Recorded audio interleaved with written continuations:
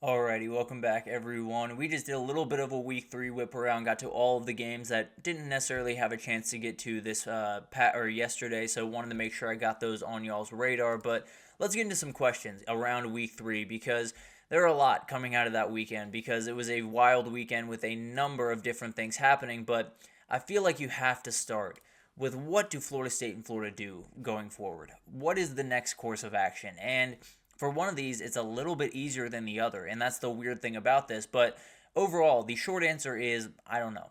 I think there's a number of things that have to be fixed at both programs, and I think you got a long list to start checking things off. But for Billy Napier, he's likely done. I think we all understand that. Nothing is obviously concrete, nothing is in stone right now, but I do expect it to happen pretty soon. And then you got to figure out who you're going to hire next, and you got to nail that hire. There's been a lot of talk around Lane Kiffin.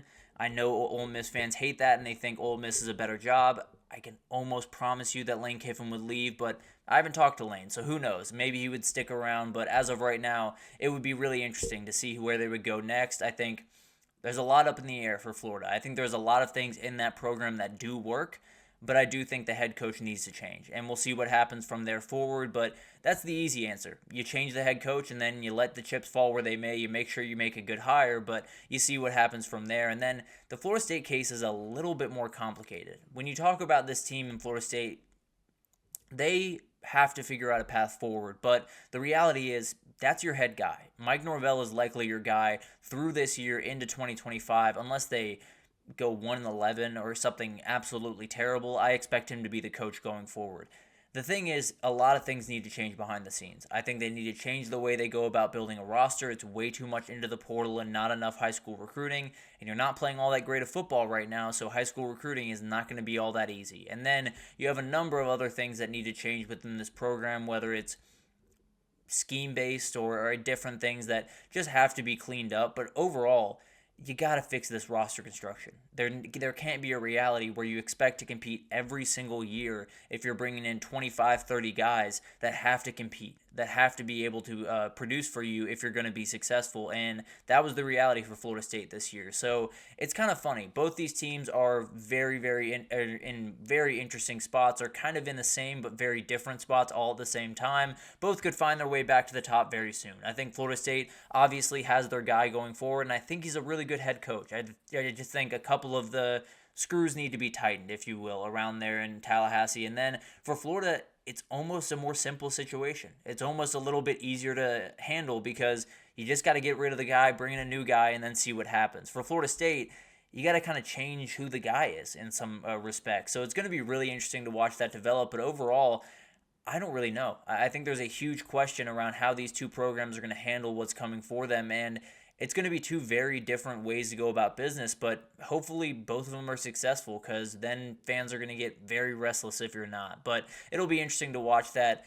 But let's move on to who had the biggest win of the weekend. This is kind of a fun conversation because it's not necessarily about who had the highest ranked win because that would be Kansas State, or who outkicked their coverage the most because that would likely be Toledo. But there are a number of different teams that I have in mind here. I think Bama has a really, really good argument here, not because I think Wisconsin is world beaters by any means, but because I think Alabama just went about their business in such a way that was really confident, really efficient, did exactly what you would expect them to do, and looked like an Alabama team. And that was really, really impressive to watch them. And then you have Missouri making that comeback win over Boston College. For me, more than anyone, it's LSU. And this is obviously with a little bit of help from the officials. We talked about it earlier in the show, but the reality is LSU's path to victory this this season is just stay in the fight. Give yourself a shot as many times as you can throughout the season to be in a playoff position where when Ole Miss comes to town in a couple of weeks, or I believe October 12th, that crazy weekend that we're going to have in a little bit, but once they come to town that weekend, make sure you're still in the fight. Make sure that you only have one loss on your record right at that point, and then you can make some things happen. But overall, this is a team that absolutely needed this win, and they were able to get it done. They were down 17. They were able to come back with a little bit of help from South Carolina, a little bit of help from the refs, but made some plays that they needed to make. And the end-all be-all is LSU is still in the conversation, and that's what they need to be for as long as they can be. It will be very tough, but on a week-to-week basis, just make sure that you can come out on top. And then that Ole Miss game, see where the chips fall, and then maybe you're right in the thick of things rather than kind of just trying to tread water. But a huge win for LSU, one that if they didn't get it, we would be talking very differently about this program and about Brian Kelly right about now. And then on top of that, you have Memphis, UNLV, and many more that boosted their CFP odds. So a lot of impressive performances, a lot of great wins, but I would lean LSU got the biggest win of this past weekend. And then how long can Texas be okay without Quinn Ewers? This has been a conversation that has been going on around social media for quite some time, or for the last couple of days, and I've already become a little bit exhausted by it. I won't lie to you, but I want to make this just very clear from the outset. There is no quarterback controversy at Texas. Quinn Ewers is quarterback one. Arch Manning is the quarterback until Quinn Ewers is healthy. That is the reality. That is the end-all, be-all. There is very little that Arch Manning could do over the next 2 weeks to be able to take that job. And frankly, I tend to believe that's what's going to happen. I think Arch Manning is likely going to start this upcoming weekend against ULM, and then you will likely see Quinn Ewers back for that Mississippi State game. Now, there is a reality where they keep him out until that bye week to get him ready for that Oklahoma game, and I tend to believe they would be fine against Mississippi State with Arch Manning at quarterback, but they need Quinn Ewers to be the guy. They need Quinn Ewers. If they're going to compete for a national title, that needs to be their quarterback. And it's not necessarily that Arch Manning is bad or he is a massive step off. The offense runs just so much more efficiently when Quinn Ewers is in there. The bag of what Steve Sarkisian can call is so much deeper. There are a million different reasons why this is Quinn Ewers' team and not Arch Manning's. I understand the running ability is really awesome. I understand he can throw the ball downfield really well, and he's an awesome quarterback. There's no two ways about that. I think I would argue they have two starting quarterbacks in Texas right now, but the reality is this is Quinn Ewers' team. Once he is healthy, he will be back as the starting quarterback. I tend to believe it'll be against Mississippi State, but maybe you see him against OU in a couple of weeks, depending on how Arch does this upcoming weekend. But definitely will be interesting to watch. I don't think there's any chance that Arch Manning is the quarterback going forward after Quinn Ewers is healthy, but it's one of those things that will definitely be interesting to watch how long it takes Quinn Ewers to get back. Doesn't sound like it's too serious right now, but the longer it takes, the more nervous some Texas fans get out there.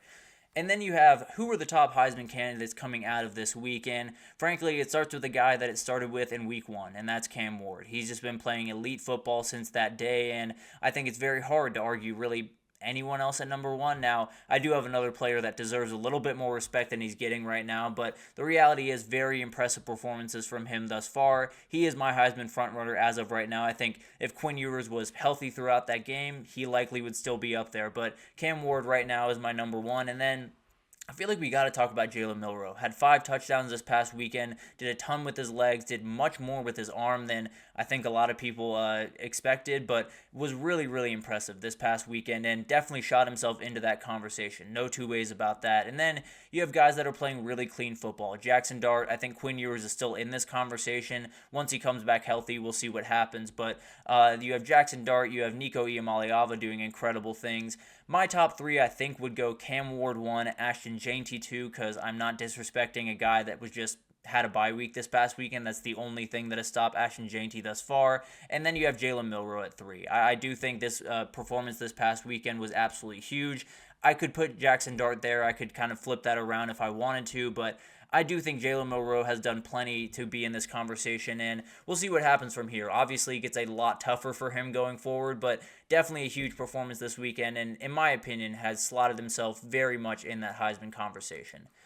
Who missed an opportunity, who missed the biggest opportunity this past weekend is a huge question because it's a big debate. There are a lot of teams that missed big-time opportunities this past weekend where you talk about Kentucky. You had a team, the number one team in the country, on the ropes at home and could not capitalize. I think punting the ball away when you were up 1 is absolutely insane, but at the end of the day, I'm not the head coach. But I think this was one of those chances to entirely change the psyche of this team. You're coming off a game where you just got absolutely torn to pieces by South Carolina. You're probably feeling very down on yourself, not feeling like this team has a lot of confidence. Beating Georgia would have gotten all of that back and then some. You would have felt great about the rest of the schedule. You would have been talking yourself into them making a run. All this different stuff that really does matter when those guys walk out on that field. So a huge opportunity missed there by Kentucky, but the number one team is South Carolina. There's no two ways about that. And some of this is not their fault. I will say that out front, but the reality is you had LSU in town, a team that you hate and a lot of people hate around you, and then you had game day there. You were up 17. it was terrible. It was one of those games that you felt like if South Carolina was able to win it, they're 3-0, they got an SEC win against LSU, and they're looking at the rest of their season as anything can happen, as a possibility of literally anything being on the table. And we'll see what happens with Lenore Sellers moving forward, and we'll see just how bad this could become for South Carolina. And they have a really tough schedule, so it's not necessarily to say if they won this past weekend they'd be off running and would be a CFP team, but it is to say this would have built a ton of confidence on top of already a ton of confidence around Columbia, South Carolina. So I think that was a huge missed opportunity for them. Boston College missed an opportunity, obviously, this past weekend, being up 14 and then just giving up 24 straight points. Never going to be a winning formula. Wisconsin, at the end of the day, you missed an opportunity, but you never really had a shot at the opportunity, to be totally honest. So I'm not necessarily including that one, but overall, I think South Carolina missed an opportunity to possibly become the darling of college football, to become the Cinderella of the season and really make a lot of people kind of become fans overnight. But going to be interesting to watch that this next week. I think South Carolina's got to respond. They have a relatively easy game, but we'll see what happens in that one. And then I want to talk about Washington State. Could Washington State be the kind of wrench that's thrown into the college football playoff? Because this is a really good team. They are playing really good football right now, and they're playing football to a level that I look at the rest of their schedule, I don't know if there's a concrete loss. They go to Boise State, they go to Fresno State. Those are the issue areas. If you can win those, this could be an undefeated team. And I know that sounds crazy because coming into the season, they were kind of an afterthought in a lot of these conversations around the playoff, but they're playing really good football. Now, the one variable here that has to be talked about is John Mateer. If he is not on the field, if he goes down with an injury, and obviously very much hoping he doesn't, but he does use his legs a lot. He does put himself in that dangerous area a lot. It could happen at some point this season. They need him on the field. If he's off the field for even one game, there's a reality where they lose their chances. And the other part of this is they cannot lose. Another reason why he has to be on the field every single game, because an 11-1 Wazoo team is not getting in. I'm just being totally honest. They'll find a million different reasons to not let them in, but they would not get in. So it's going to be a little bit of a tightrope walk. They're going to have to get a little bit of a health luck throughout this season, but this is a very dangerous team, and one that is making every type of case you would possibly need to possibly make the playoff as a Pac-12 team right now. But an incredible thing from them, and I think overall there's a ton of questions. I'll probably have a couple more tomorrow for you, but overall I think this is a crazy week 3. We'll see what happens in week 4, and there's a ton of questions around, especially those two programs in Florida, and we'll see what happens with them probably pretty soon in Gainesville if I had to imagine. But let's take our last break here, and when we come back, we're going to do my Top 12 Tuesday. Not too much movement here, but definitely enough to give you guys a little bit of an update. So we'll break it down right after this, so stick with us.